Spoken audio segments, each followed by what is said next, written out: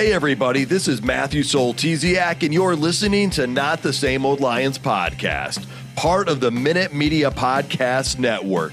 The Detroit Lions are now in a new, grittier era, and we look beyond just the kneecaps when it comes to the analysis. I speak with a variety of guests and interview key players, gaining more insight on what makes this team go.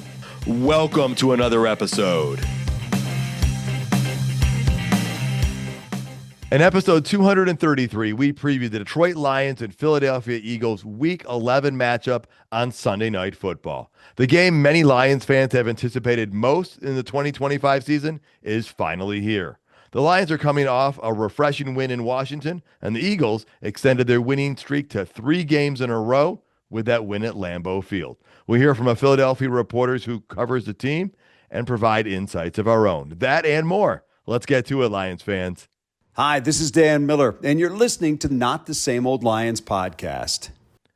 Joining me today is Coach Jerry Angers, former Michigan High School Coach of the Year. He was also named Coach of the Week by the Detroit Lions. He is the Scouting and Training Director for Bull Rush Sports. Good to have you here as usual, Coach. Appreciate the offer as always.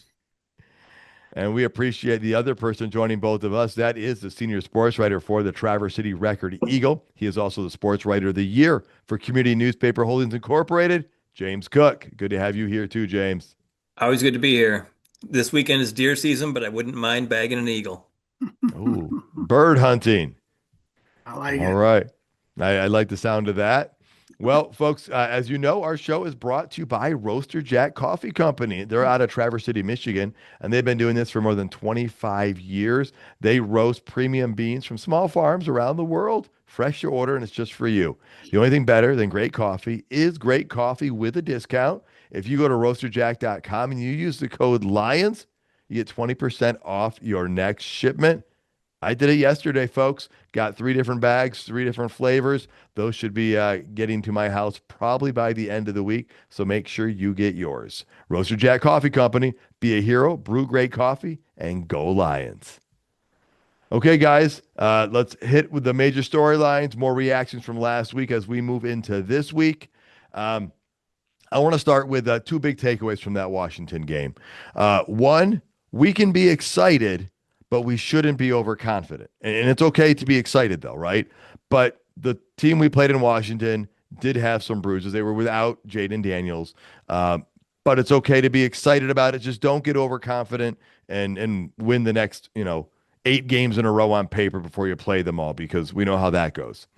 And I also think the other thing to remember is something that we said at the end of the episode, our last episode, is losing to the Vikings may have been the breaking point for that major change that could be the difference maker at the end of this season.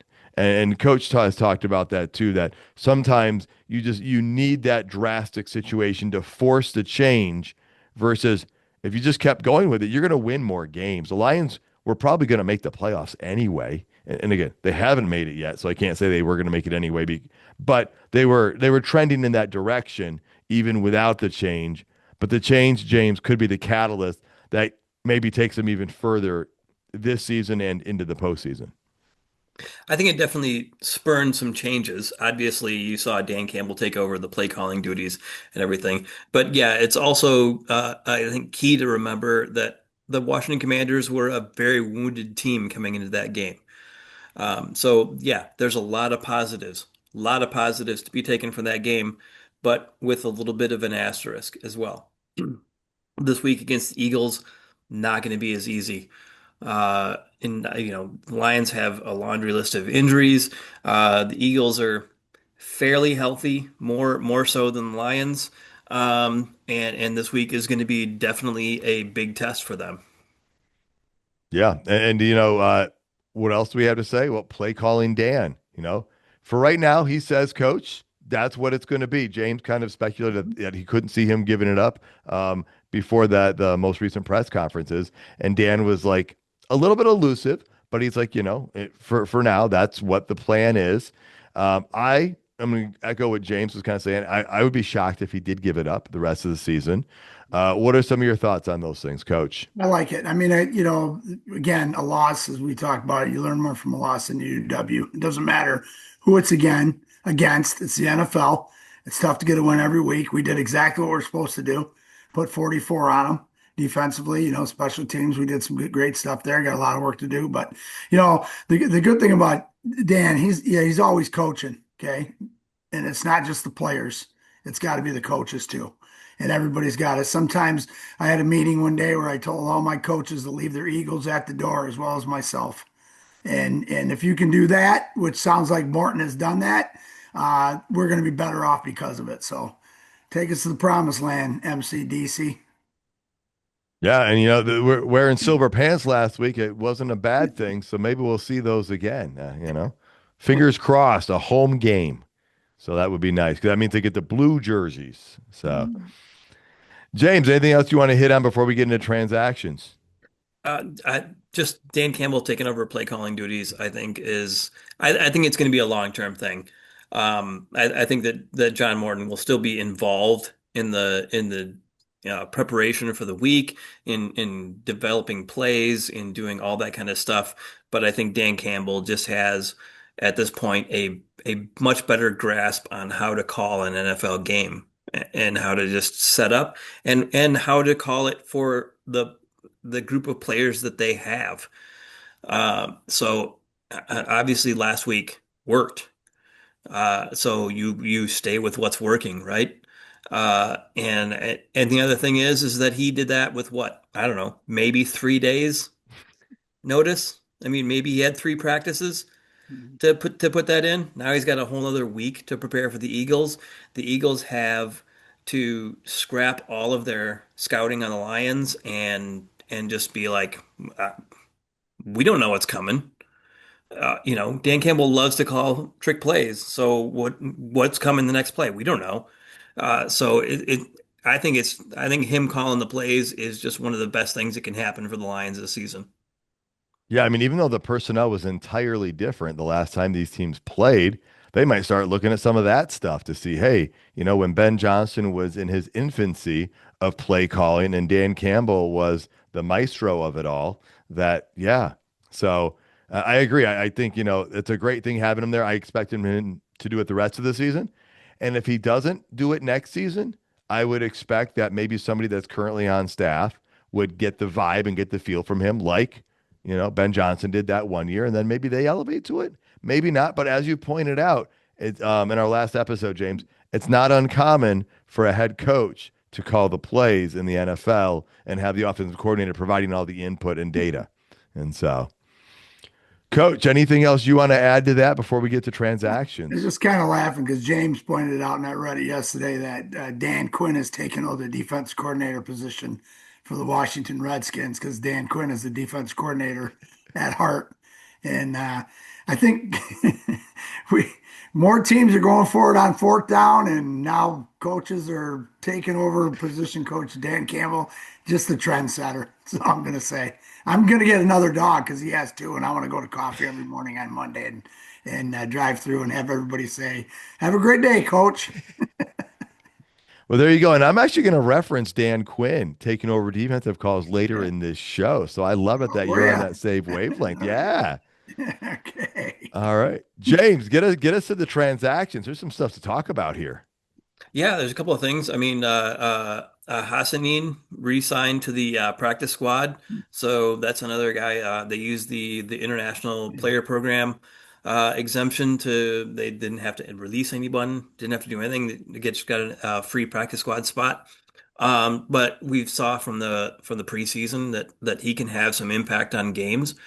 And I think when healthy, he's just another guy who's going to join that defensive end rotation and add to it. Um, they also opened the 21-day windows for Marcus Davenport and DJ Reed, both of which are huge. Very doubtful that either of them plays this week, but maybe next week, maybe the week after that. They got 21 days to bring those guys back from injured reserve, and they don't have to activate them until they're actually going to play or anything. But both of them are practicing in a limited capacity on Wednesday is a very good thing, especially with adding some of the other guys that they've had fairly recently that they've activated off of IR. So they're getting more of those reinforcements.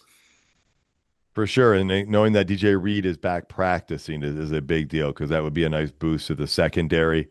Of course, the Lions did release Jack Conley, the offensive lineman, and they signed Anthony Firkser to the practice squad. He's been with the team before. The thing I like about Hassanin the most, Justin Rogers reported this. I guess he had a one-on-one interview or whatnot, or just when he spoke with him, he said that Hassanin's agent said that every other team inquired about adding him, coach. And Hassanin said he wasn't interested, even if it meant a 53-man roster spot. So that just speaks to Dan Campbell and the culture they built in that clubhouse, right? Oh, for sure. And I think, that you saw when he was drafted, you saw his comments, I would die for that guy or whatever he said exactly. But I die on the field for that guy. I would Yeah. die on the field for that guy.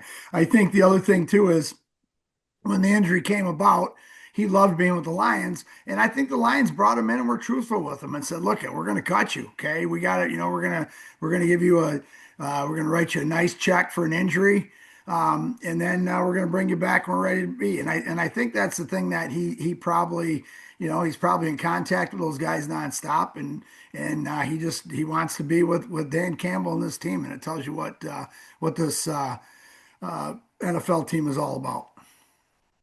All right. Well, let's move over to the division. The closest division race in the entire NFL. Two games separate first place and last place effectively, or a game and a half, or something like that. So let's take a look. The Lions are 6-3. Well, we know where they're playing. The Bears 6-3 at the Vikings this week, and then the Packers 5-3-1 are at the Giants. And so, all right, what are your thoughts on the division at this point, James? I don't know. I guess we're at the point where we're rooting for the Vikings. So that's a little desperate, but the Packers get the Giants. If the Giants had Jackson Dart, I would feel a little bit more confident. But Jameis Winston is just the complete wild card, and supposedly he's going to be getting the start for the Giants. So, he's one of those guys that can throw for 500 yards and four touchdowns, or he can throw for 200 yards and five interceptions in any game.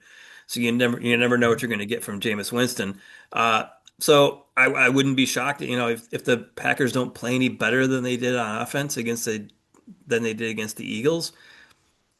Can the Giants win that game? For sure. The game before the Eagles, the Packers probably maybe should have lost. So the whole division is just open. It's completely open. The Yeah. Vikings at 4-5 are still a pretty solid team that, on any given day can beat any of the three teams above them. The Lions and the Bears are tied for first place. They can beat any of the teams below them. The Lions right now, have the tiebreaker, I guess, against the Bears because they beat them. But yeah, like you said, this is maybe the toughest division in the NFL as far as how close it is. There's no team that's, a doormat. This is going to go right down to the end, I think. Well, that's the thing. There's no team that's a doormat, and that's what makes it the tightest race. Because there are some other teams like the NFC West, two 7-2 teams and a 6-4 team, but you got the 3-6 Cardinals. And funny how a difference a year can make because you're rooting for the Vikings over the Bears. A year ago, it would have been the complete opposite, Coach.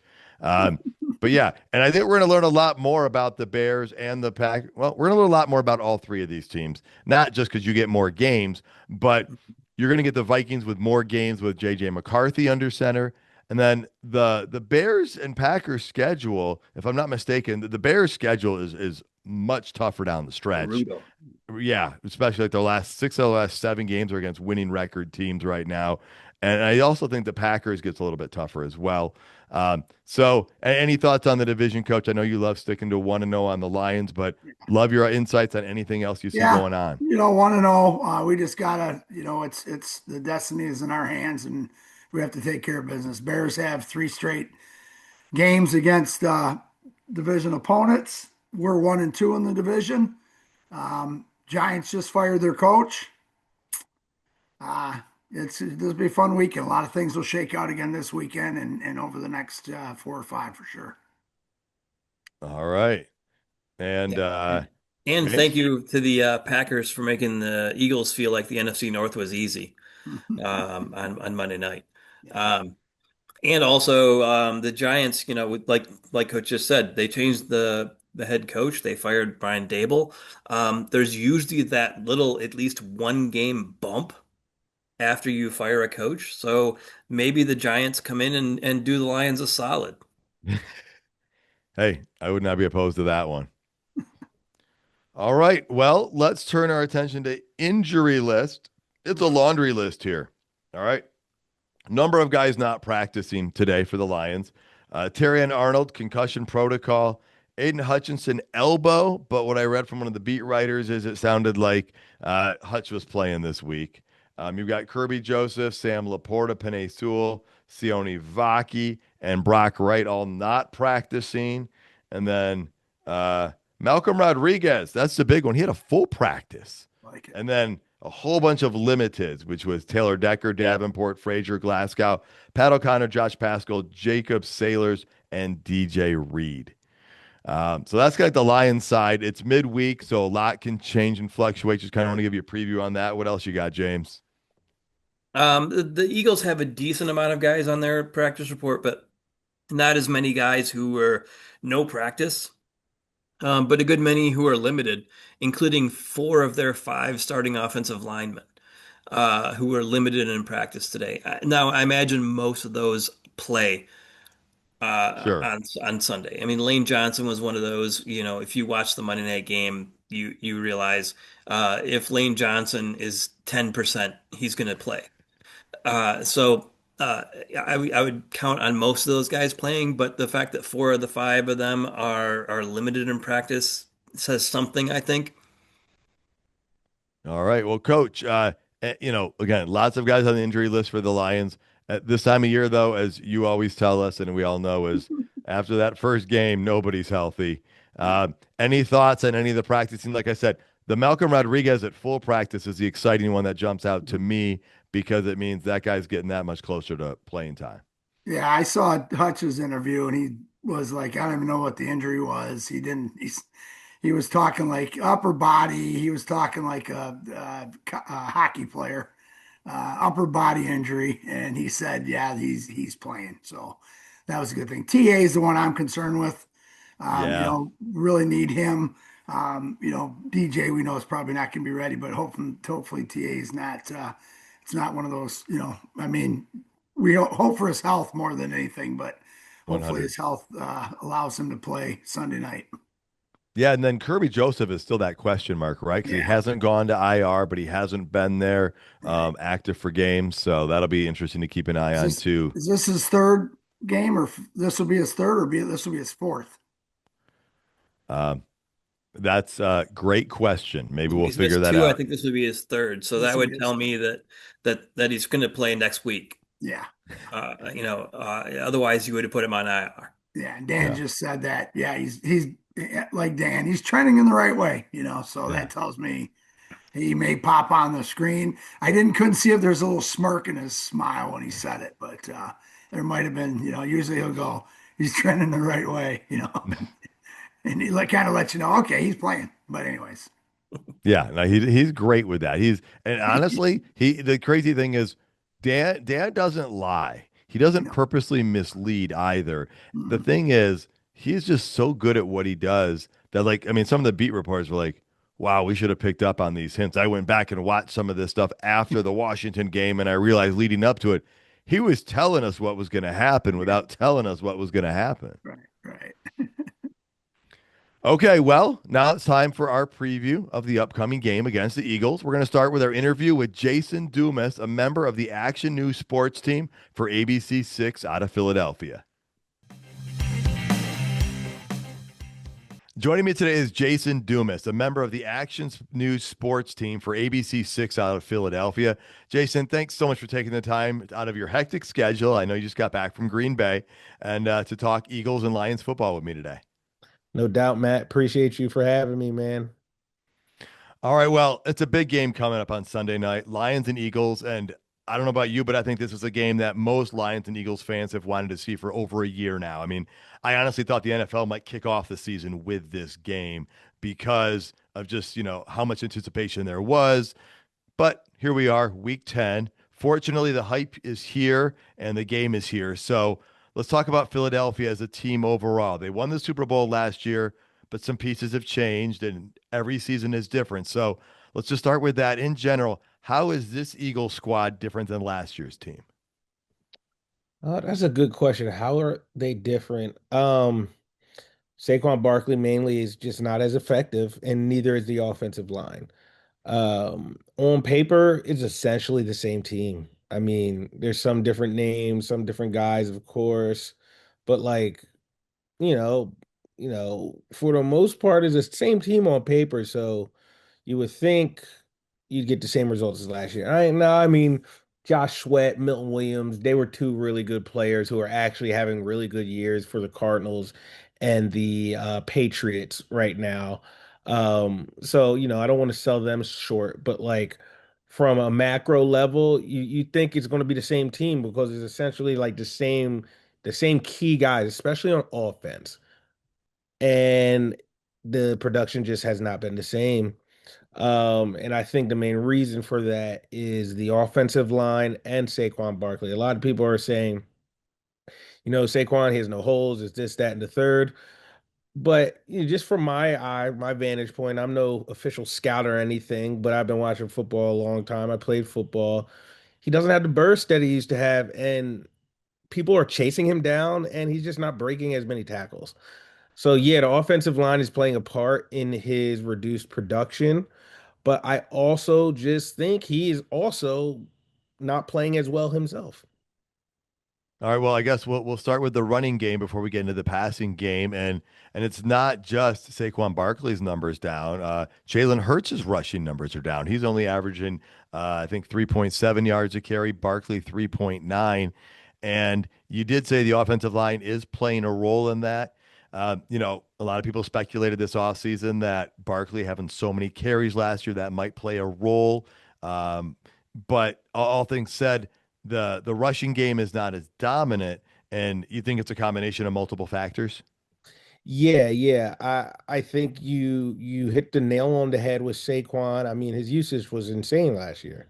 You almost like we almost as people who cover the Eagles and then also Eagles fans, we were almost talking about it in real time last year. Like he might be cooked next year, but if we win the Super Bowl, who cares? And we're kind of seeing it play out. Now, of course, Saquon Barkley's not cooked. That just saying Right. that for effect. But he's just not playing as well. There's no real need to try to like overanalyze it. He's just not playing as well. He was breaking tackles at like an insane rate last year. He was running away from people, running through people, and it is just not that. He's still fine. He's still good, obviously. And I personally think like once we get into the postseason, he'll do his thing. You know what I mean? Maybe not so to speak, turn it on, quote unquote, but he's going to start wearing down on people. I mean, you tend to see that just in general in the NFL once it gets a little colder out people don't want to tackle as much.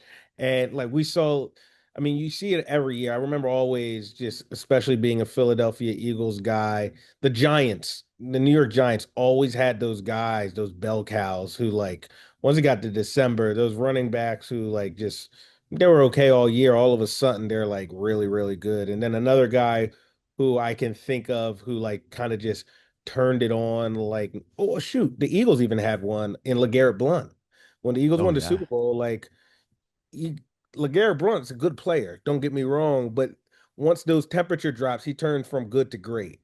And the guy I was talking about before that was Leonard Fournette with the Bucks. Oh Like, yeah. he was solid all year, and then all of a sudden, postseason, he's running people over. Is because this guy is 220, runs hard, and it's 13 degrees out. You know what I mean? Yeah. So I think that'll benefit Saquon too, especially if the Eagles get home field. He'll start wearing down on people. But he hasn't played as good. And then The Eagles haven't had a healthy offensive line all year. Like right now is Cam Jurgens, their center, who has been dealing with issues. He hasn't played the past couple of games. Lane Johnson missed some time in Green Bay the other day. Um, then Jordan Mailata, who's been one of the best linemen in football the past 3, 4 years, he's having a down year.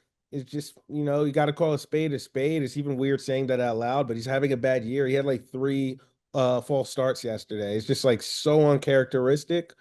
Um, so just a combination of Saquon having so much usage last year and just not being as sharp this year with the offensive line having their injury issues and some of the guys not playing as well. I think that is why we're seeing the Eagles offense struggle because last year everything was predicated off the run. And the way they were running the ball, I mean, no team is unbeatable per se, but the Eagles were almost pretty much unbeatable last year. They lost what, three? Yeah, they lost 3 games. They lost Yep. 3 games last year, and 2 of those games were on fluky drops. Like they should have, if we're being Yeah. honest, they should have only lost 1 game the entire year. And the game they lost, no AJ Brown, no Devontae Smith, no Lane Johnson. Like they were dominant last year, but it was all predicated on just killing teams in the trenches. Well, the absence of killing teams in a trench this year is they've had to kind of rely a little bit more on some of that passing attack. Jalen Hurts actually has his best quarterback rating of his career at this point. He still continues to really, other than one season in his career, avoid the turnovers on interceptions. He's got what 19 touchdowns, one interception, I believe, this year, or Yeah, yeah. 16 touchdowns. And he spread the ball around pretty well. Smith, Brown, and Goddard are three very reliable targets. So tell me about the passing game, even with the patched up or banged up offensive line. One thing about Jalen, I mean, everybody has an opinion on him. He's probably the most polarizing player in the NBA, I mean NBA in the NFL, just because of the wide range of opinions and the way he's analyzed. But from my vantage point, he is effective and he makes timely plays. Like there might be guys who put up more numbers than him per se. Like for instance, Jordan Love. I'll just use the guy who they played yesterday. Played on Yep. Monday night. I don't know when this one is going live, but the team they played on Monday night. Jordan Love puts up some gaudy passing stats, and I mean, I think he might have regressed a little bit this year, but in general, his numbers are pretty.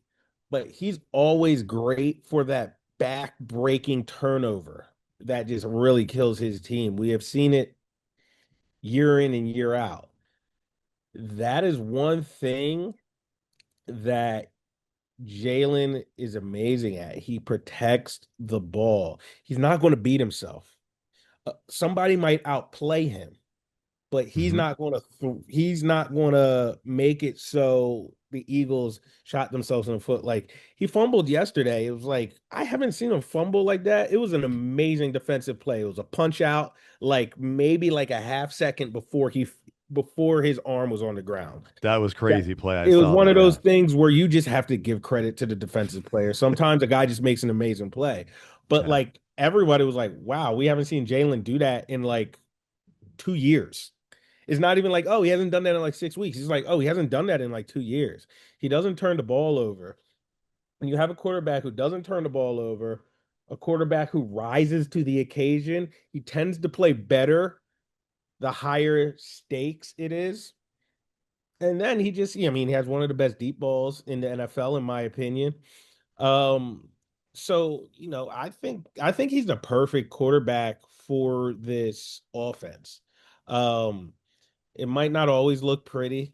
It might not look like Lamar Jackson, Patrick Mahomes, or Josh Allen one week. Shoot, Jared Goff. Jared Goff has played some very high level football the last 2 years.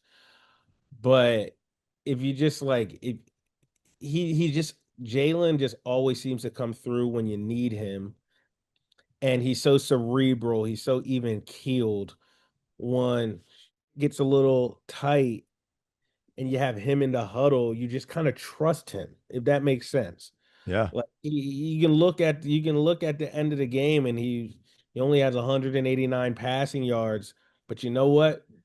That second to last drive in the fourth quarter, he led his team down and they did what they had to do, and he was cool, calm, and collected. And I mean, the biggest stage, he always plays well. He's a great postseason quarterback. We've seen his two Super Bowl performances outplaying arguably the best quarterback of all time in Patrick Mahomes. I know that's early to say that, but you know, it's not a crazy thing either to say that. So, yeah, the outside noise and people kind of hyper criticize him. It is what it is, but when you just look at the production and look at the wins and losses, and that's really all you can ask for. Right. And those receivers are still a very, very, viable threat to any defense Devontae is out having the there. best season of his career. He's playing Yeah. really, And he's really great become the football. go-to guy, it seems like, for Mhm. Jalen. He just has I mean, I think personally, AJ Brown is probably a better, like just a better playmaker, but I think Devontae just has a better route tree. Like Devontae just runs the most pristine routes across the middle, flank, down the sideline, in the flat. He's going to run it. He's going to catch the ball. He's going to get popped, get right back up. His hands are just surefire. Um, and they've been playing together since they were at Alabama. So they have this Yeah, chemistry that's just insane. So, you nailed that. You nailed it right on the head. It's like they just got guys who are reliable. And it hasn't looked sexy this year, but they've done what they had to do. Like it doesn't matter. Detroit has looked so good the past, or like last week, they looked amazing. yeah, But like they don't get an extra point for that. Like the Eagles, it looked kind of ugly last week, and Detroit looked pretty. But guess what? They both got one win, and it counted the same. That's all that matters, really, right? for sure. No, I mean that's the thing. You've got to just have one more point than the other team to get that victory. And Detroit hasn't looked pretty a lot this season, and so it was nice to see some prettiness last week. Hmm. Well, let's jump over to the defensive side here for the Eagles because that's quite the reputation for this defense and being quite talented.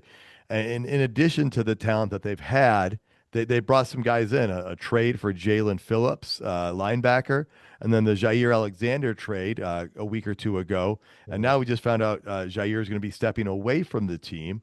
So that's a breaking news thing that just right before we came on to record this. But the new element of Phillips, the element of Jair now going to be not joining the team and making the start that they were hoping he would be making in Green Bay or up against Detroit. Um, what's the defense looking like? Where are the strengths and weaknesses? Well, based on Monday night, they look amazing. They only gave Yes. they only gave up one touchdown to a Packers team that's really good on the road. It was the first time the Packers lost back-to-back home games in 12 years. Um, so they're really good. I mean, like, so they got Jihad Campbell, who was like, in my opinion, the NFL Defensive Rookie of the Year favorite. But then N'Kobe Dean comes back and kind of takes snaps away from Jihad Campbell. But that just shows the embarrassment of riches that they have. Like now, N'Kobe Dean is playing really well, and you got Campbell. They're just kind of using him more as an edge rusher now. He was more of like an inside linebacker and playing in space. Um, you mentioned Jalen Phillips, his first game on Monday night, 6 tackles, a fumble recovery, a forced fumble. He had like I think like 4 pressures and like 3 quarterback hits. Like it's I am no historian, but I'd imagine that's one of the best debuts in Eagles franchise history. He was amazing. He was the best player on the edge. The Eagles just got Nolan Smith back, who was on IR and missed 5 games. He coming into this year was the best edge rusher. Um, he ended the Super Bowl year on fire. Um, Jalex Hunt had his best game of the season. Jalex Hunt is another edge rusher on the Eagles who ended that. The Eagles pass rush just like was on steroids by the end of last season. Of course, they lost Milton Williams and Josh Sweat, but Nolan Smith and Jalix Hunt were also phenomenal. And they, like I said, Nolan has been injured, but Jalix has kind of been up and down this year. But on Monday, he played amazing. But I don't think it's a coincidence he played so well because Nolan Smith was back. Um, Jalen Phillips made his debut. Like they just got an influx of depth on Monday. Okay. And we haven't even mentioned, I don't expect super high production, but we haven't even mentioned Brandon Graham came back. And Brandon Yeah. played about 13 snaps. He was running around. So I think the Eagles' defensive line got a spark, and if they play like they played on Monday, they're going to be hard to beat because Jordan Love was under fire. And my thing is, I don't want to step on your toes in case you ask me this question in a little bit, but they feast on quarterbacks who aren't mobile. They have for like the last 2, 3 years. And Jared Goff, as much as I love him as a player, I lived in San Francisco and worked in that market for 7 years. He went to Marin Catholic. I know his high school coach. I know his father.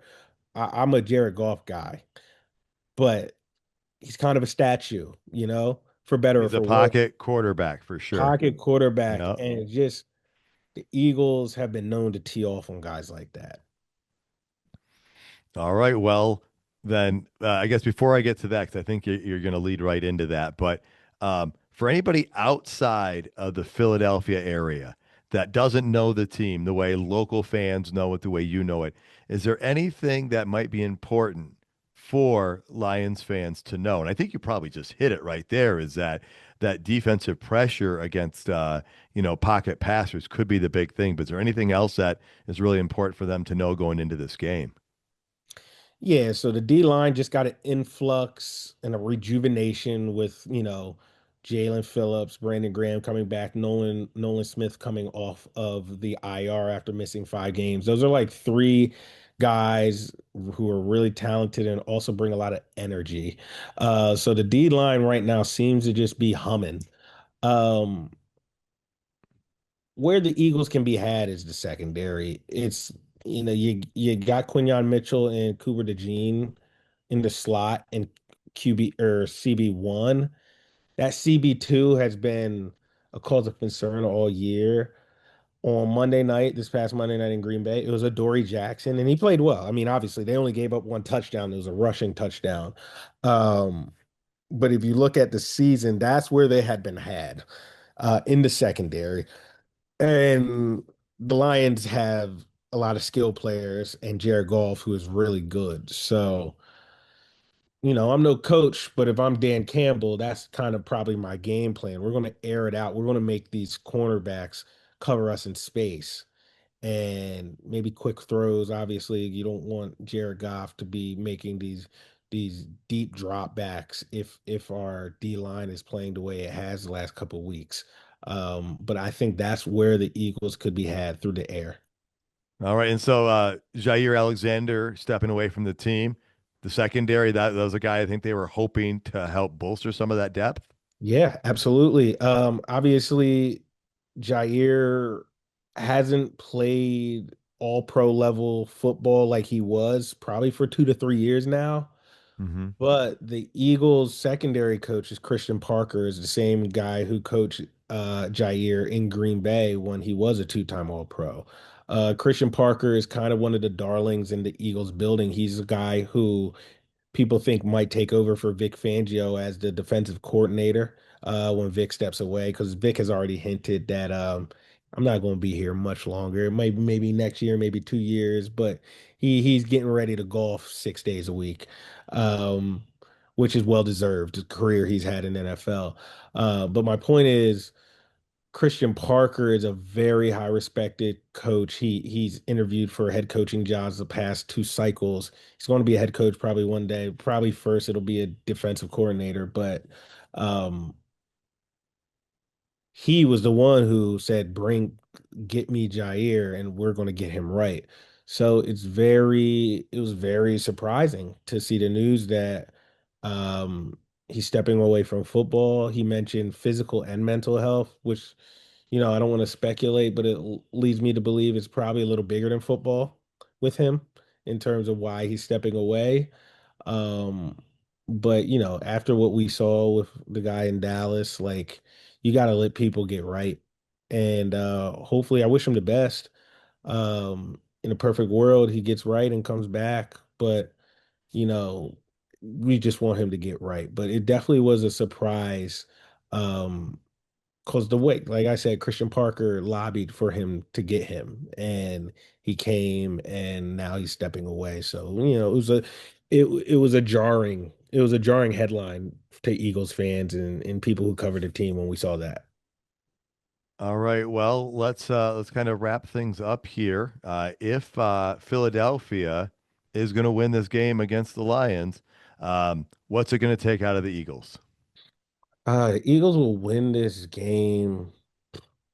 They run the ball well. If they run the ball well, I don't think anybody in the NFL can beat them. Um, if they run the ball well, they didn't do it in Green Bay, but in Minnesota and against the Giants, the two games before Minnesota or before Green Bay, they ran it well and they scored like in the 30s both games. Um, if they run the ball well, it's going to be hard for any team in football to beat them, just in my opinion. Yep. So yeah, that's just my thing. If they run the ball well, if they don't, they can still win. As you've seen, they've found ways to win all year. Yeah.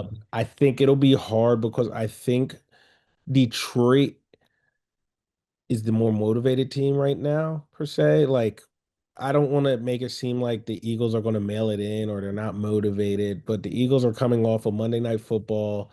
They know what they're capable of. They know they can beat anybody. I think Detroit mentally probably needs this a little more. Like, they haven't been there yet. They want to win a Super Bowl and they're capable of winning a Super Bowl. And this is one of those games that's like a barometer for them. You know what I mean? They might not say it out loud, but we know it. And the Eagles is not a barometer for them. They won the Super Bowl. They know they can beat anybody. Um, so I actually like Detroit in this game. Uh, I don't necessarily think that's indicative of how things will play out in January. But on this day, Eagles coming off short rest, Detroit coming off such a great performance. And Dan Campbell, he's already talking like, oh yeah, they threw batteries at me when I played there. There was so much vitriol. You can already tell he's putting a bug in their ear. He's getting them pumped up. I think it's going to be a great game, though. It's going to be a great atmosphere, prime time, Sunday night football, with, in my opinion, the two best teams in the NFC. Well, and I do think the Lions in some ways need this more than Philly because no other team in the NFC East has a winning record right now. Oh, And yeah. so, the Eagles have a lot of wiggle room. A game and a half or two games separates first place from last place in the NFC North. It's very crowded. It's very competitive, and so the margin for error is much slimmer over there right now as well. So I do hear you on that. Yeah. Um, And the so Eagles already have a tiebreaker with Tampa, Green Bay, and the Rams. yeah, yeah, They beat all they've three of got a those good spot. teams, and all three of those teams are kind of lumped up together a game or so. So, like, yeah, I think realistically, if Detroit wants that top seed, this is one they like absolutely have to have. All right. Well, if they're going to get this game, I think you alluded to it a little bit earlier, but what do you think Detroit needs to do if they're going to come out of this game with a win? Force the Eagles to 3-and-outs, which has been a big issue for the Eagles offense this year. I think they lead the NFL in 3-and-outs. And that Eagles defense, whenever they struggle, is because the offense kind of leaves them hanging to dry and they're just on the field. So I guess that was my roundabout way of saying if the Lions control the time of possession and make the Eagles defense stay on the field for long periods of time, especially with, just the weapons that they have, I think it could be a long day for the Eagles. So I think that would be the game plan if I'm Dan Campbell. Um, just try to dominate the time of possession. And I think if they do, the scoreboard will lean their way. All right. Well, Jason, thank you so much for all the insights. I can't wait to see this game on Sunday night. Thanks again for your time. It was great talking Lions and Eagles football with you. Appreciate you, Matt. Thanks for having me on. I appreciate it. A big thank you again to Jason for all those insights. Guys, a couple things that Jason said jumped out to me. One is he said the Lions need this game more than the Eagles. And I agree with him on that, but for different reasons. The Lions haven't beaten Philly under Dan Campbell. I get that. We're 0-2, and Philly won the Super Bowl. And so, Jason said that Philly doesn't really have anything to prove. He thought the Lions did. But I don't think the Lions feel like they have something to prove in this game. I feel like they just want to go win and go 1-0 this week. Campbell kind of talked about that because people are like, well, Philly's the only team you haven't beaten in the NFC. And he's like, well, we just kind of want the win. And the reason I think it matters to the Lions more, something we alluded to earlier, the NFC North is a very tight race. The NFC East, I mean, I don't know. Philly could have that clinched by Thanksgiving the way things are going. I mean, Dallas is what, like 2.5 games behind them, or they're 2 games under 500. And that's the second best team in the NFC East right now. And I'm not going to call it the NFC least, but it is looking like the least competitive division in the NFC at this point. And so it does matter because the Lions are in a very crowded NFC North race. Oh yeah, no doubt. I mean, and again, I don't think the bottom line is both teams want to win this game no matter what. It has not, Yes. Philly wants to win this game more than anything to establish that we are still the champs. I don't care if we're 7-2, we only rush for 12 yards. They're 7-2. They can throw for 300 yards, they can run for 200 yards. They're I mean, look at their, one thing I looked at their offense line, the lowest ranking on their offense line is 23rd. I mean, that's a great offensive line. And so, yeah, the big thing with the Lions, this is very important because that fourth loss, that fourth loss is a little scary. And especially with what we have left to play, where Philly, like you just said, yeah, if they lose, okay, they're 7-3 and they're gonna walk probably, who's left on their schedule that they should be concerned with. So, they're still the champs. They still want to show everybody they're the champs, and they still want to dominate in Philadelphia because they don't want batteries thrown at them like Dan Campbell said happens from the old days. All right, and there are 3 7-2 teams in the NFC right now. And if Yes. I'm the Lions and if I'm a Lions fan, I'm not chasing the number 1 seed like last year. I want to win the division title. That is goal number one: is win your division, get it in the playoffs, get a home game.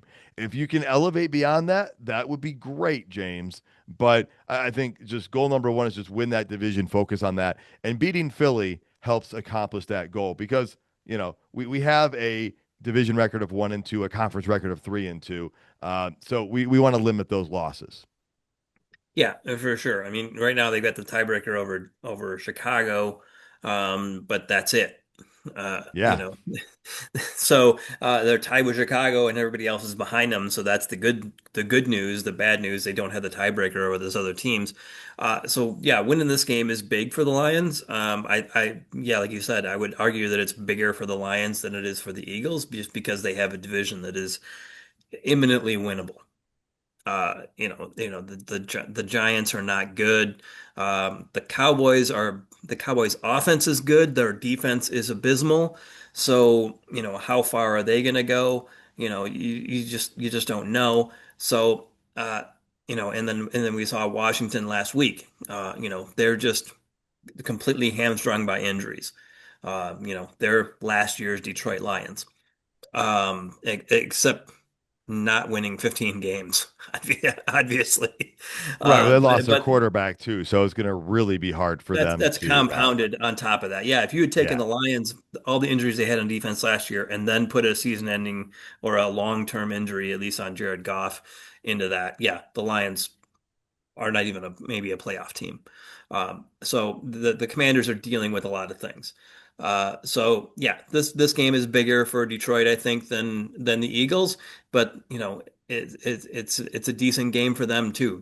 They want to prove, hey, that we're playing the NFC North this year, and we're gonna going to run rush shot over them. We've already got the Packers, and we want to get the Lions, the other front runner in the NFC North.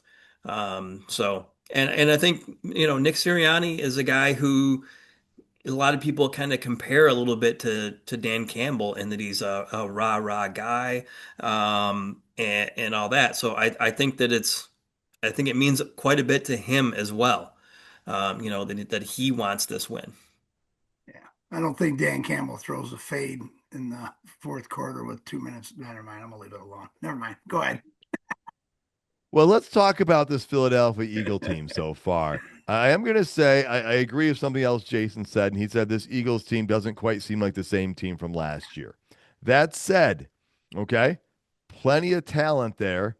And coach, they've got the record to back things up. They're 7-2, tied for the best record in the NFC. And a wide receiver named Smith is having a pretty solid season over there. Best of his career on track, it looks like.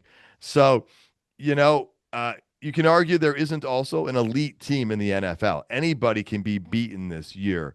So I'm not putting anybody above the Lions in the NFC, but I'm putting them in the same group as the Lions. And so, what are we making out of the Eagles? I'm making them still a very dangerous team. Dan Campbell said one thing they do well is win. Kind of said the same thing about the Kansas City Chiefs, coach, and the organization's figured out how to do that more often than not. So that makes them a dangerous opponent. Yeah, and the elite thing, and again, when you start looking at all the things, there's a couple things with the Eagles. I think the Eagles are elite because they won the Super Bowl last year, because they're still 7-2 this year. So they have a very tough schedule. Third of all, they have a lot of people, they're a big target on their back. Every time they come to play, people want to knock them off. So, they went into Green Bay, played in the almost frozen tundra and smacked the Packers around. And so, yeah, I know what you're saying about elite. I know there's not one where you look and go, oh my God, they're unbelievable. There's so many teams even, But elite versus very good, we're getting into yes, semantics there. They are a yes, very good team. I will yes. not take that away. So I Mhm. agree with you on that. So yeah, and that's why coaching wise, I'm telling everybody they're elite. I don't care what you look at them. He threw for 300 yards one game. AJ Brown's back at it again. I don't know if you saw his tweet today where he said, "If I was on your fantasy, if I'm on your fantasy team, drop me." Anytime What? he does, oh yeah, oh yeah, and everybody, oh my God, I'm dry. And here he is. He does that anytime. And so my biggest concern right now is he's going to have 10 targets this week, and he's going to have 250 yards because that's what usually happens with him. But wide receiver wise, there, yeah, he's and he won. The guy won the Heisman. That other wide receiver, so he's pretty elite. So Devontae Smith. So, but and again, Barkley's, there's another one. What did Gibbs have the week before rushing? And then what did Gibbs have last week rushing? Those elite guys, they'll take it on their back and say, I'm going to do it. So, anyways, a couple things real quick just to touch base, and then we can talk about when we talk about offense and defense. But I looked at the DVOA again, and the Lions are fourth and the Eagles are seventh as a team. Okay. Offensively, we're fifth, the Eagles are eighth. So everybody's saying the Eagles offense isn't very good, but they're still the eighth best DVOA Yeah. one.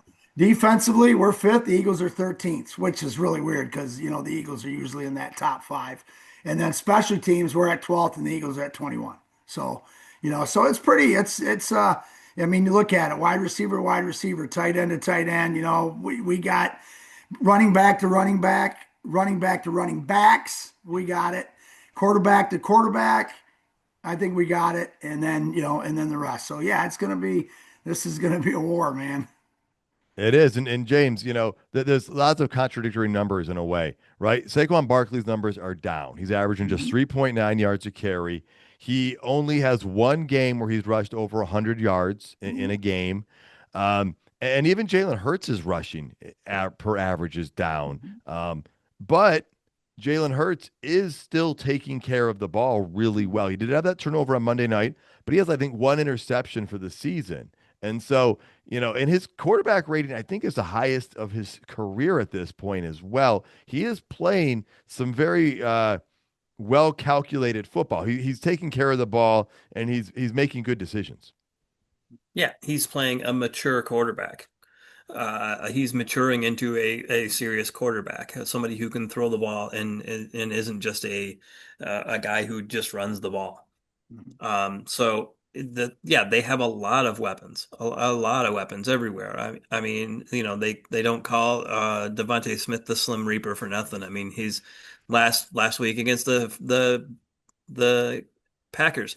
I mean, that play that he makes is the difference in the game. Yeah. You could argue you take that play away and the Packers win that game. So if he's very good, AJ Brown can turn it on at any point. Can you count on it? I don't know. Some of his other social media posts this week, complaining about their defense, just being band-aids, is a little concerning. I'm not sure if he's referring to the guys they traded for at the deadline because it was all on defense, or what he's complaining about specifically. But they did have Jair Alexander all of a sudden just decide he didn't want to play football anymore. And he was one of those acquisitions at the deadline that everybody was like, oh, well, look how great Howie Roseman is, 'cause he traded for this guy. Well, a week later, he threw away a draft pick. But the Eagles are incredibly talented. Saquon Barkley can win a game on his own. They still have a very good offensive line. They have a very good group of tight ends and wide receivers. Goddard, Calcaterra, Brown, Smith, any number of guys that can beat you on offense. They have a good pass rush on defense, and they have one of the best corners in the league in Mitchell. So that I think is the thing to look forward to see if they just stick Mitchell man to man on Amon-Ra St. Brown, or if it's just a matchup a side to side thing, or if they're just going to shadow him with Mitchell. Yeah, I mean that's the draft where the Eagles took two defensive backs and the Lions took two defensive backs, right, in that same draft, and so they have a lot of talent there. I do think Philly is going to try and pressure Goff. So let's kind of look at what we think we're going to get out of the Eagles in this game. Jason Dumas in that interview was talking about they love to get after the quarterback, and he was like, you know, Jared Goff's not the most mobile guy. I think this sets up really well for Philadelphia. So I think they're going to try and do that from the Eagles' defensive side. I also think they might try and stack the box more because, coach, Washington did not stack the box a whole lot against the Lions. That's something most teams have done. As you said it, Dan Quinn took over defensive playing calls after the loss to the Lions. And so I'm thinking the Eagles are going to try some things on defense to counteract what some of the things the Lions did well this past week. What are you expecting out of Philadelphia against Detroit this week? Well, if we're talking Detroit offense, rushing it, okay, here's a Well, couple we're just things. talking about what the Eagles are going to do against Detroit. Could be offense or Yes, defense. yes. And Okay. so this is going to talk about it. So first of all, our rushing inside tackles is number 2 in the league. Okay, our offense.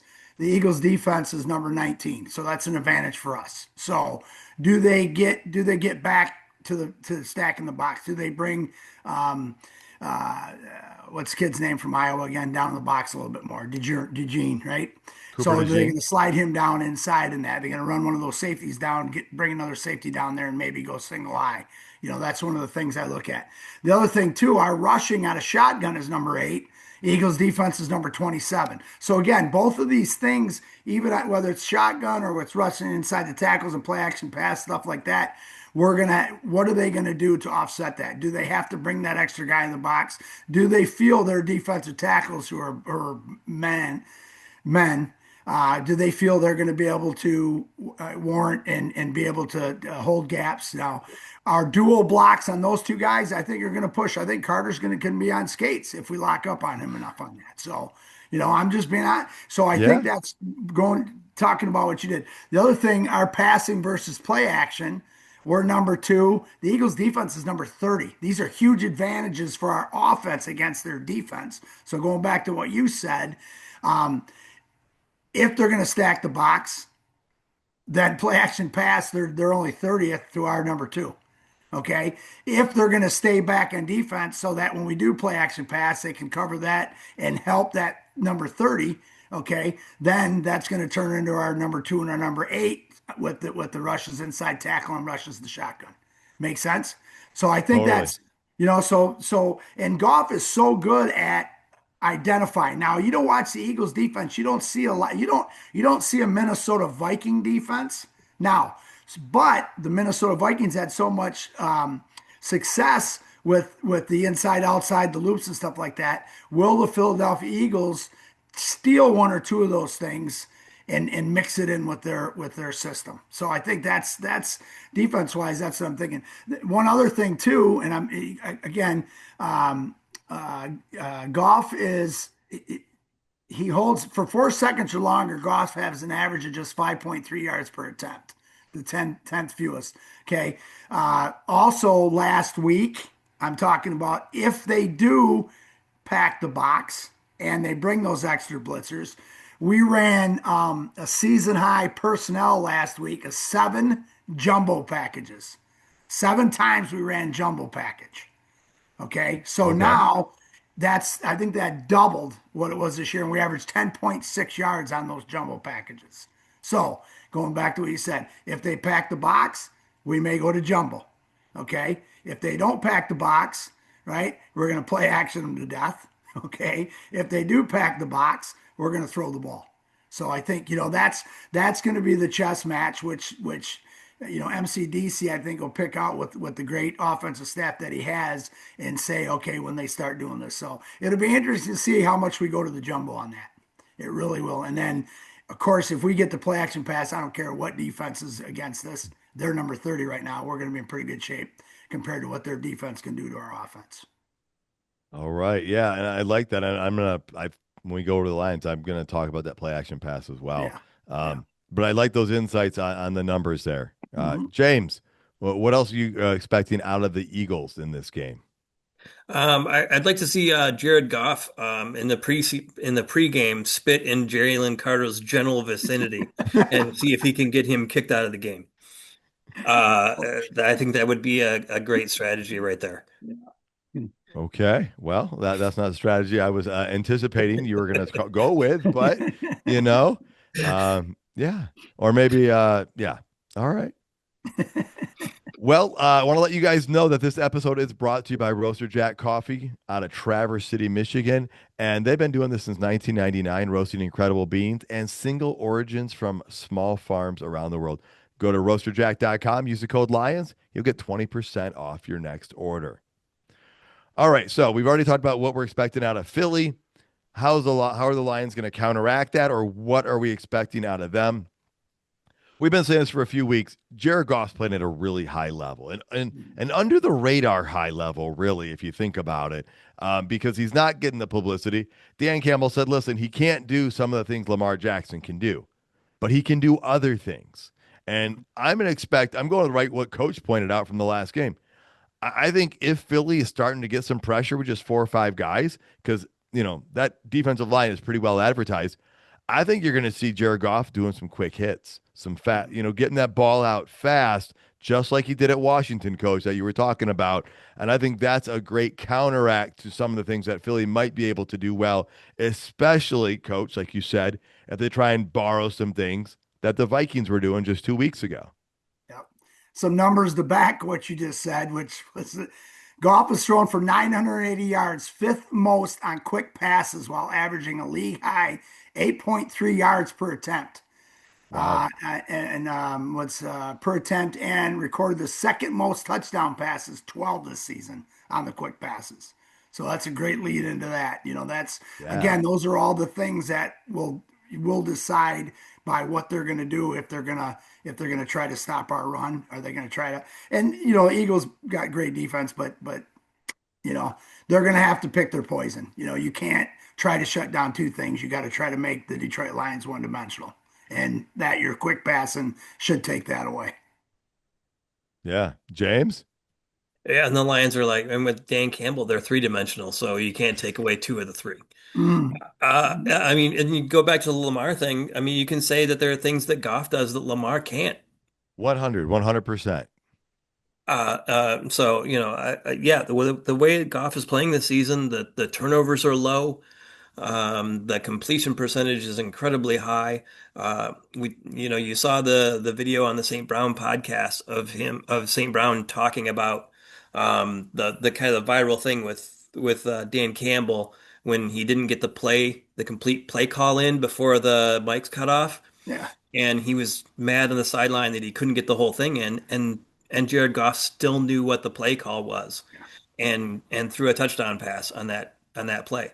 Mhm. James, didn't St. Brown say that he doesn't even have a wristband because he just knows the plays that well? I don't know if that's tongue in cheek. Yeah, yeah. No, he said he did. The Goff does not wear the wristband with the play calls on it, like most other quarterbacks in the NFL do, because he does so much studying and he knows the offense so much back and forth that he doesn't need it, I guess, you know. Right. Now, and again, I haven't watched close enough to see if he has one and if he was joking or not. But either way, from watching quarterback and seeing him ramble that stuff off while watching television, we know the depth of his knowledge, James. Mhm. And to be able to finish the play that Campbell only got half of out of, Yeah. to be able to know exactly what that play was, and then relay that and get a touchdown off of it. Mhm. I mean, that was just incredibly impressive. And what I expect from the Lions? I expect them to stack the box and try to stop Saquon Barkley and make anyone else on that team beat them. They do have capable other guys. I mean, AJ Brown, incredibly talented wide receiver. Devontae Smith, incredibly talented. Goddard at tight end. Hurts, obviously, we've talked about. But Saquon is a whole other level. Mhm. You take him out of the game and you have those other guys beat you. If AJ Brown beats you in a game, so be it. Let him read a book on the sideline and move on. Or let all the people get upset that dropped him or whatever, like, in fantasy football. If you dropped him in fantasy football, you deserve to lose in your fantasy football league. Yeah. But you hit on some big points there, James, and Coach, I think will back this up. Mhm. Uh, Saquon Barkley's numbers might not be what they were last year, but last year was an historic year. He's still a Yeah. very talented running back, and so I think you're right. You stop him and make them go the other direction. But nothing's going to be easy in this game because they are extremely talented on that football team. There's a reason they won the Super Bowl last year. Coach mentioned that they are the Super Bowl champions right now, defending Mhm. that from the last season. And so this is going to be a really good barometer. This is the game I've wanted to see all season. And Mhm. so uh, it's going to be a big test. And another thing that's going to help the Lions defense, though, Campbell talked about it. Barnes, BB, and Anzalone. Oh Those yeah. three guys, coach, have been extremely versatile on helping that defense. And we've talked about it in the past, the positionless football that the Lions kind of do and move some guys around. What advantage? I mean, the way the Well, Lions are using them and Shepard, how's that helping the defense out? well, when you got basically two and a half linebackers, we're going to use Branch as a half linebacker, half safety that can stay on the field. You can run your four, you can run your base defense more than anybody. Here's some things that to touch base on that, which I'm glad you brought it up. So the Lions have posted a missed tackle rate of 8.2% this season. Missed tackle rate of 8.2%. That's the Okay. lowest in the NFL. Okay. Okay, bingo. Linebackers are always on the field. Campbell, Barnes, Anzalone, and then Beebe. Okay, so when you're talking about that, Saquon has he's only been at 12.9%. I'm sorry, 19.5% where he's forced missed tackles, which is probably his career low. It's the second lowest among all running backs in the NFL. So going back to what you just said there, having those tackling linebackers and not a nickel back on the field because you have some size, you have Yeah. some speed, and you can bring people down. Saquon's a machine, guys. You've seen him squat, you've seen him bench. The guy's he's a bulldozer with the Ferrari engine in it. I mean the guy's unbelievable, and I think that's one of the biggest things what you just said is that with those guys on there, that's where our missed tackle rate is so low and leading the NFL. Yeah, and we're gonna need that missed Hmm. tackle rate to stay low if we're going to win this game, because many of these guys can make it and change the field very quickly if just one guy misses a play. Hmm. James, you got some more stuff on the offense you want to hit on here from the Lions? You think that might play a role? Yeah, I'm just looking forward to more of Dan Campbell's play calling. The Eagles are going to have to adjust to something that's different than what they've kind of probably pre-scouted for. And Campbell's play calling was excellent against the Commanders, but it was he also didn't do anything truly special. He didn't run out trick plays a whole lot or play overplay his hand. And so I think you're going to see a lot of what Dan Campbell likes and does. You're going to see a lot of play action. You're going to see a lot of pre-snap motion. You're going to see a lot of those jumbo packages that the coach talked about. You're going to see more Goff from shotgun because that allows him to survey the defense and see what they're going to do better than him under center. And you're going to see a couple of trick plays in this game that you didn't see last game. And the Eagles have to be worried about that. That Dan Campbell loves the trick play or the surprise play. It used to be the surprise onside kick or the fake punt. The onside kick is not a thing anymore. Really, the fake onside kick where you sort of try to surprise a team, but he loves those plays, and there's going to be one or two in this game, and he loves to do those, especially in big games.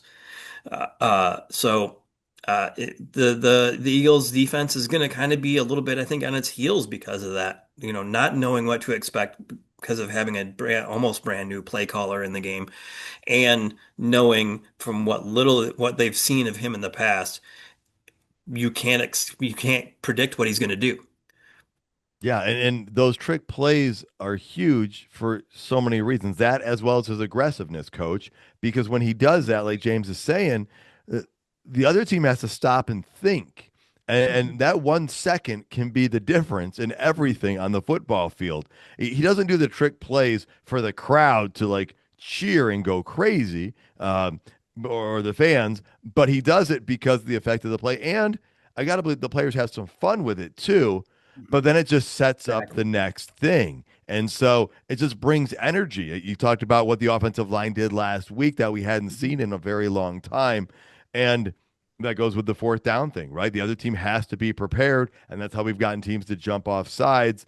And so I'm agreeing with James. Like every Lions fan's got to be thrilled or excited to see more MCDC play calling and have it an entire week to prep for it as well. Mhm.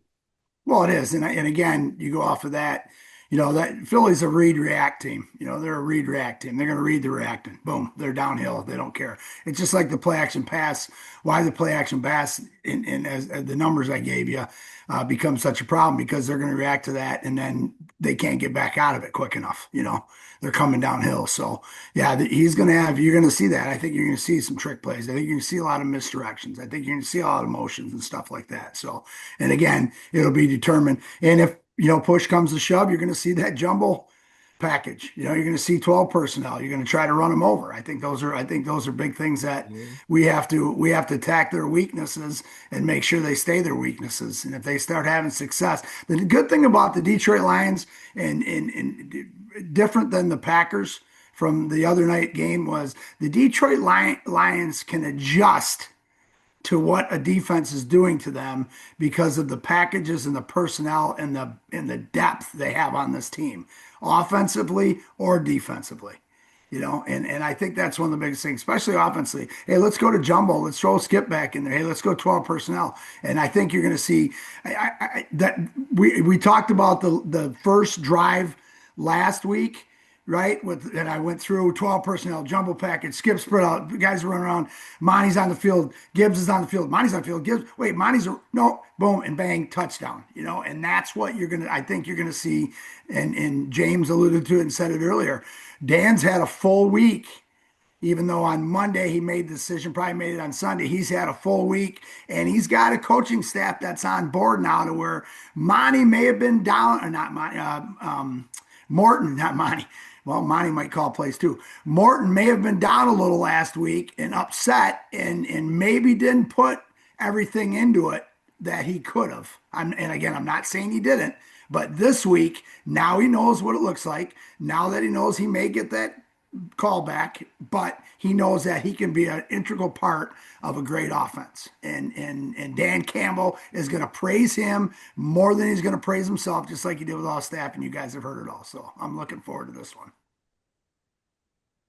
All right. Well, let's talk about some other storylines or anything unexpected. Here's a big thing. We talked about the tush push, right? The Lions did not vote against it. Coach Campbell was like, "Listen, once you start taking this out of the game, then you take that out, and where does it end?" And I agree. He's a purist, and you know what? I've watched this game long enough that I would like to believe I'm more of that as well.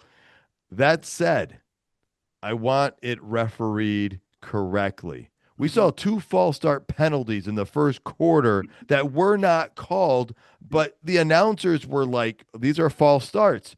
Then, if they are, why are they not being called? We need Mhm. accuracy on that. I'm not against the play, but the ref has to, all the referees have to call it correctly especially when it's so obvious. And if there is a fumble and the quarterback's progress has not been stopped, you can't blow it dead early. You have to let it be a fumble. So that is really big. I mean, refereeing's got to be on point in this game. I heard somebody say that the reason the player in the Washington game didn't get ejected for making contact with the ref is that they had just ejected a player on the previous play. And so I'm like, that doesn't seem like a good justification for not doing that. So I just want consistency and accuracy, Mhm. James, on this. So that way, you know what? If they're gonna get it, the 2 yards for the first down, make sure they get it the fair way, not by cheating. Mhm. Yeah, and one thing we know about Dan Campbell is that he's going to work the refs before the game. He's going to talk to them and he's going to say, "This is what they do, and you need to watch for it." That's probably already happened the last 3 or 4 weeks. But Campbell is going to hammer it home to these guys that this is a primetime game that everyone is going to be watching and everyone will be critiquing, and you cannot let the guard leave early. They're letting it's like the center snaps the ball when he sees the guard move instead of the other way around. Um, and that's against the rules. I mean, that's a false start. So he's going to hammer those referees before the game and say, you need to look for this if they do it. And they didn't run it a ton against the Packers last Right. week, which I thought was ironic because the Packers were the team who proposed that rule. I thought that they would just kind of try to shove that down their throats whenever they could. But yeah, it's got to be refereed consistent. The false starts on the tush push have been pretty egregious this year and not been getting called. And then, like you said, mentioned the progress being stopped thing. That was a pretty bad call not too long ago either. So yeah, I think that eventually you're going to see this play get phased out of the NFL, not because of it's unfair, but because we can't officiate it correctly. It's impossible for our officials to make the correct call on this, so we're not going to allow it anymore. Or they're gonna start officiating it extremely accurately, and then the advantage that that formation has given them will go out the window, and they'll just choose to stop doing it. But Which has not coach, happened yet. no, not even close. But coach, if you're a defense trying to go against this, you want the accuracy. You need that accuracy, or you're going to be seeing guys jump over the center like you saw last year, and I think a playoff game or whatnot, and then someone's going to get hurt. But With Frankie Louvu from the Commanders last week. yeah, I'm telling you, I'm telling you right now, I'm running double tilt noses, and not looking at the brown ball. I'm looking at the two guards on a cross key, and then as soon as that guard moves, I'm swatting the ball because it's not ooh, off the ground yet, and I'm creating a fumble. I'm just telling you, I did that. Actually, that's a rule. We had a guy from a team down in Grand Rapids that before he would long snap the ball, he would pick it up and then pull it back. And I found it on film. So we swatted the ball out of his hands. and we created a fumble on the first one. Second time, the official said we couldn't do it, and now that is a rule in the MHSAA. I'm just saying. So that's what I'm looking at. That every time I see those guards go, I'm double tilting on the center, and I'm keying the guards. I'm not even looking at the ball, and I'm having my offhand free. And as soon as that guard moves, I'm swatting the ball out of the center's hand. I'm just saying.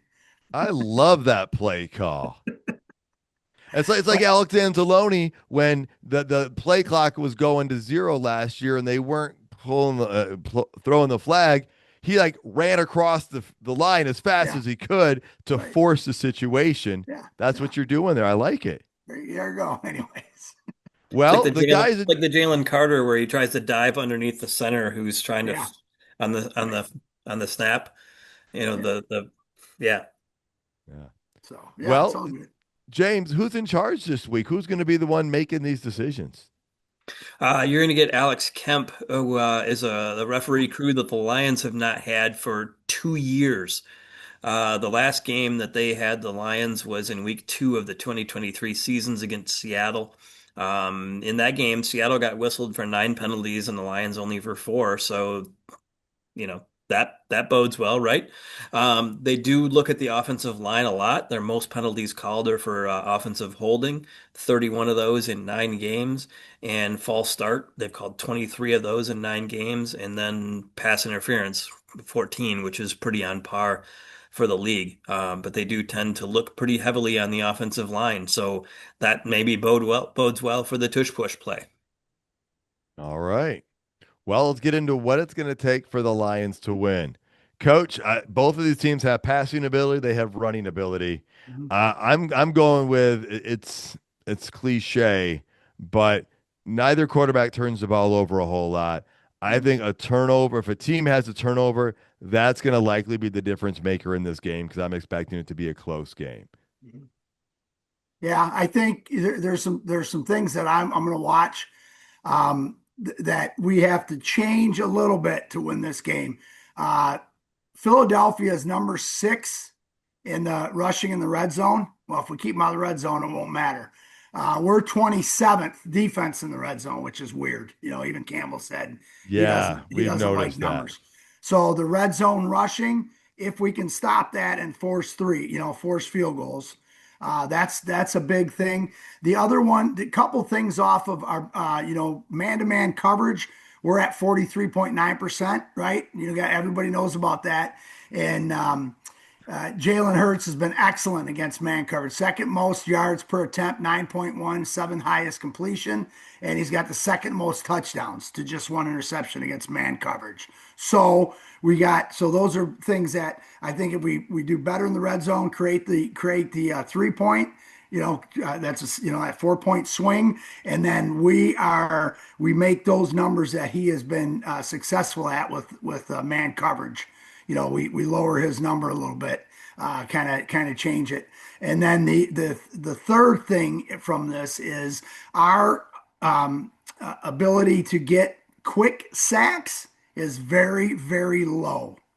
Okay, and our ability to get quick pressures, I think we're 2.94 seconds to get a quick pressure. That's the second lowest mark in the NFL. You're talking, and the only one that's lower than us is the Chicago Bears at 2.97. So my point is, that 2.94, we got to get into that 2.5, 2.7 range, that low range, and get those quick pressures to get him thinking about running and not trying to release it, because he does have, again, he beat their number 3 in downfield passing.